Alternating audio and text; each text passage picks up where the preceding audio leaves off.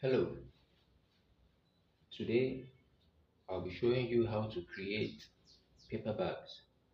You know those beautiful bags you see at events, at seminars, conferences, parties, burials, and all the likes.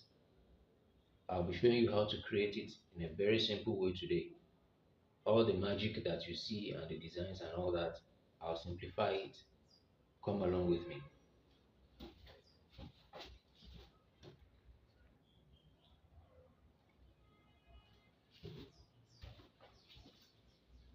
So I'm going to start with the material. You can use any type of, almost any type of material. Here you have just your thick cardboard. That's the primary material we're going to be working with today. Some bags come laminated. So after you get this, you run your lamination over it. In this case, I'm not laminating. It's just going to come naturally. It's already beautifully textured. So that design will be utilized in this project. Um, For your measurements, you need your steel rule to take your dimensions, your pencil to poke the holes that the handle is going to go in, a perforator. And the handles we are going to be working with today are this type of plastic handles. There are several types of handles, but this is my preferred one for this project. Of course, you have your scissors and your cutter just in case.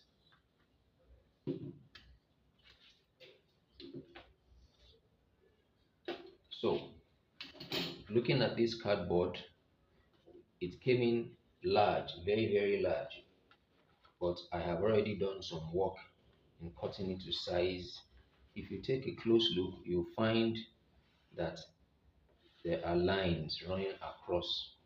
These lines are called creases. They help you to fold your bag or whatever you're doing easily. They are called creases and they are very deliberate. Very deliberate. They are called creases. Before you can crease, you take measurements. This bag I'm working with is 9 inches by 14 inches and it's going to be 4 inches wide. That's 9 by 14 and then it's going to be 4 inches wide. I prefer working with inches because it's just easier for me than centimeters. And of course, based on the width, the side rather, by the time we're done, the 4 inches will be the side of the bag. Based on that 4 inches, we're going to use 3 or 3.5 for the bottom. This is the bottom part. It's going to be slightly smaller than the width of the bag. Take note of that. The bottom of the bag is most of the time slightly smaller than the width of the bag. Also at the top where we're going to have the handle, I like to put a reinforcement in this way. Some bags you need to line this reinforcement even further, but because this cardboard is thick enough, it's about 250 grams, so I don't need to line this any further. That's why it's just this way. And I've opted to fold this 1.5 inches down, 1.5 inches down. And also if you observe, there's an extra flap here. This is where we're going to attach one side of the bag to the other side. So always take note of this. There's going to be one side for attachment, one side for the bottom, the side of the bag, and the top where we're going to have the handle. This is the real body of the bag, the 14 by 9 by 4. Take note of that. Also observe that the side here is divided into two. It's originally 4 inches, but I've divided it into two. So this 2 by 2. There's a purpose for that, for ease of folding. So I begin. Also take note, your bag usually has 4 sides. So this is one side, this is 2. Duplicate that exact same design. Just duplicate and you're good to go. Duplicate. So if you're making 10,000 bags, all you actually need is one design. It's just one side. Your printing will come on the outer of this bag, except if you have a different design on both sides of the bag. That's when you're going to have to design two separate sides. But for a bag that is the same design on both sides, all you need is just one like this, and then you mass produce 20, 150, a million copies, as much as you need. By the time you're done attaching, you have just one material, and you double it and double and double, and you achieve your result. So to start with, we're going to attach this flap to this edge. Take note, we're attaching this way. This flap is going to rest on the inside. On the inside, I forgot to mention, we're working with Evo stick. There are different types of glues. This is the Evo stick, and this is your top bond. For this project, I could use the top bond or the Evo stick. There's a third type of glue,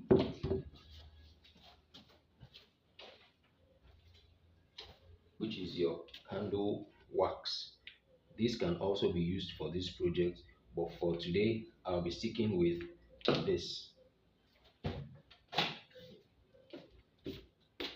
So, for ease of application, I've put my gum just a little bit in here. There's a bigger container, but for ease of application, I've just put a little bit in this old PET bottle, poke a hole in the cover there, and then you're good to go.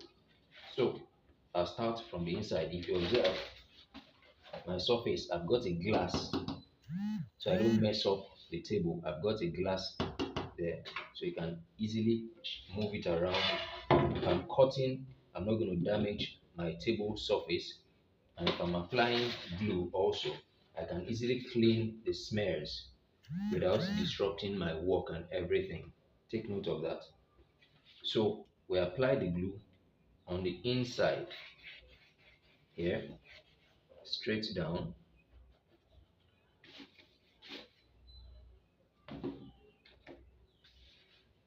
On the inside,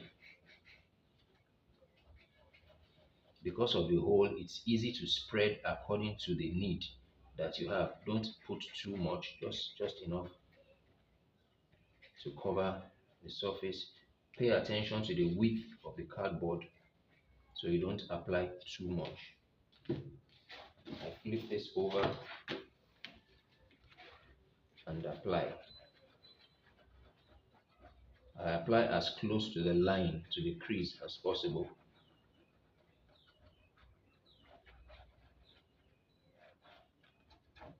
Now spread it, allow to dry a little bit. The thinner the spread, the faster it dries up. And then as it dries fast, makes the thing stick even faster, which is just what we want to achieve. A bit of breeze. It's almost dry enough, good enough. Flip it over, align. I'll flip it the other way so I can watch what I'm aligning.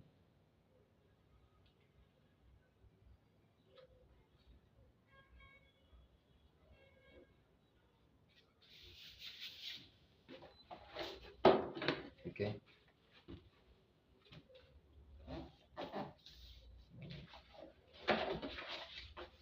That's the first one. We are going to repeat the same process again on the inside. Let's do it this way. Okay.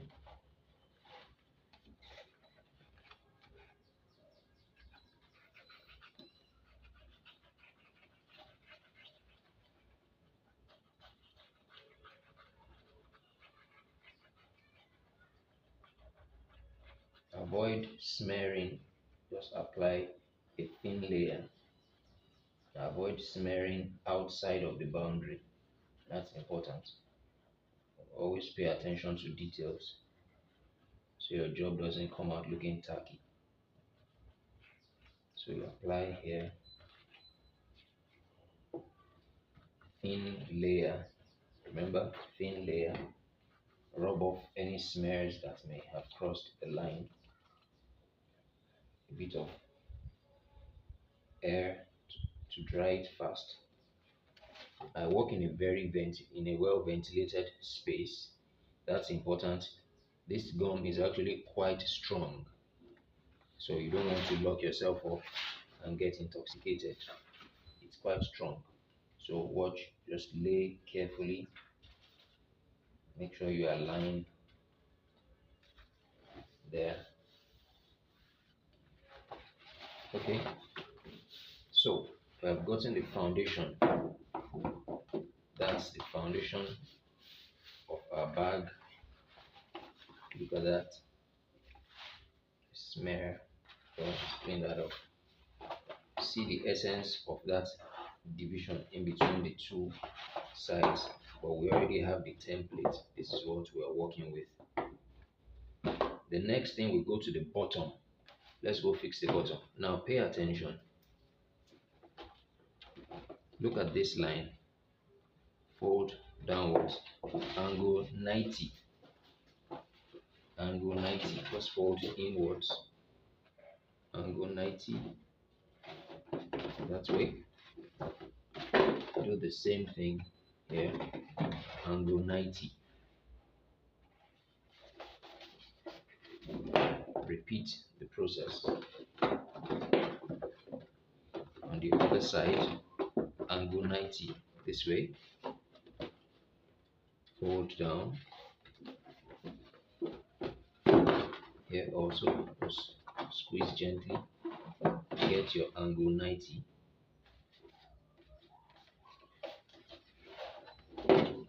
That way. So this is what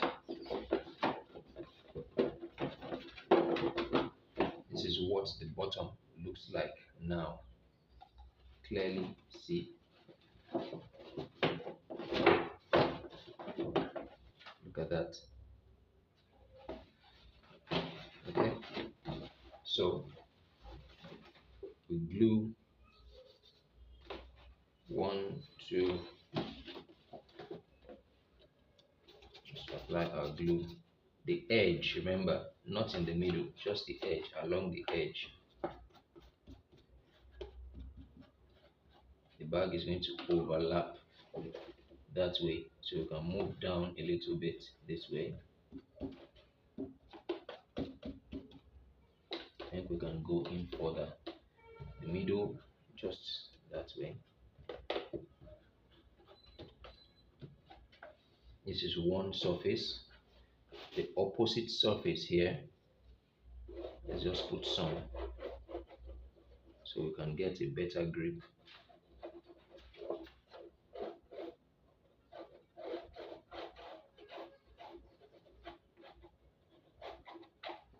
There.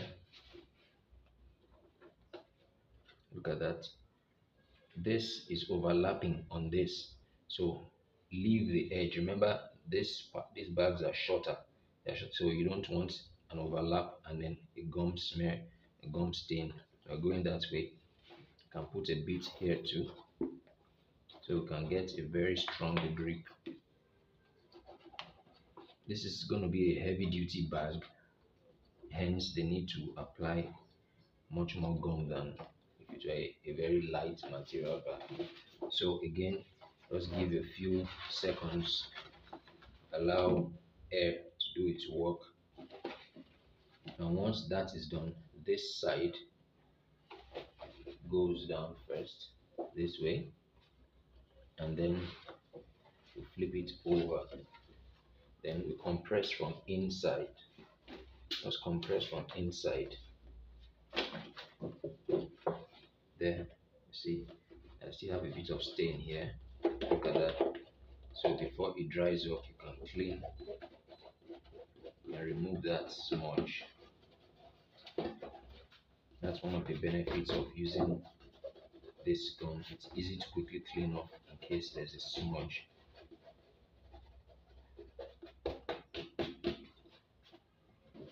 There you have it. So we're almost through with the project. Now we go to the handle side. We're going to flip this inwards. if you're going to use um, rope or ribbon handles, then you're going to need gaps like this. In this case, I'm not using ropes, so it's been pre-measured. In this case, I'm not using the ribbon, so we'll just ignore that. We're going to fold this inwards.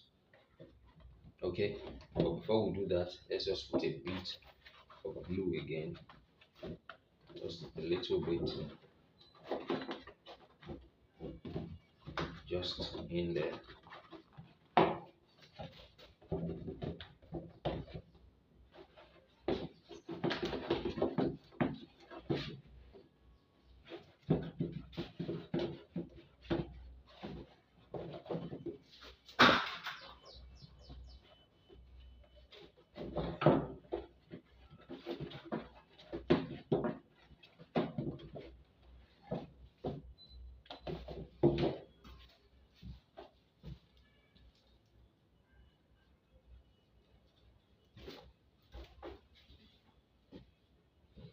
So having applied the glue just slightly on both flaps, fold down there,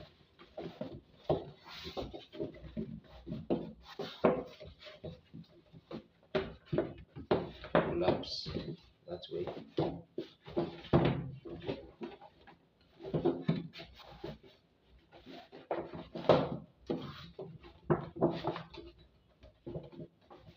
There you have. So we have that flap on the inside. It's double layered now, thick, to handle the weight that the bag is going to carry. There. Okay, so now let's attach the handles.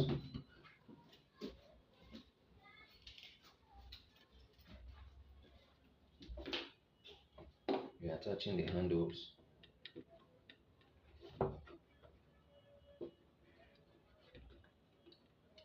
It's going to be here and that way, here and there. Because I have already measured the bag, this is where the perforator is going to come in handy. Just measure, see how far I punch.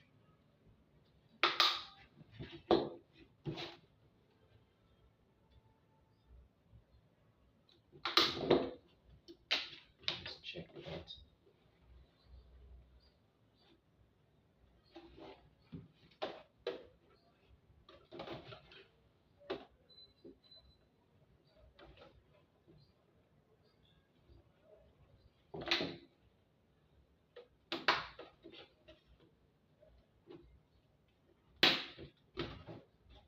There.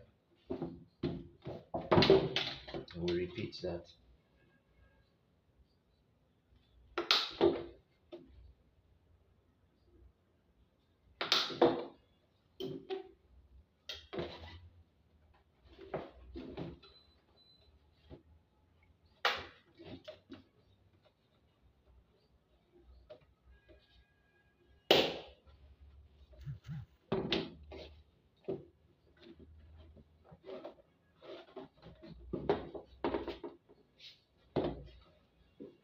There we have our bag. The benefit of this handle is that it's self-locking. There's a bit of this, so it gives you discretion. Whatever the content of your bag is, it's securely tucked away that way. And if it's bigger, no problem, you open it up, but it's more tidy this way.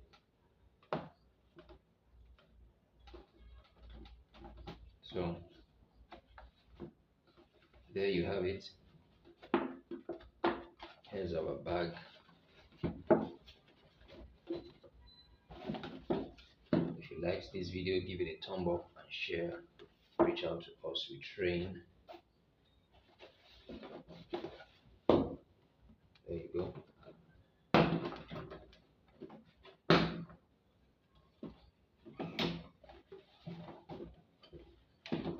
Carry our bag.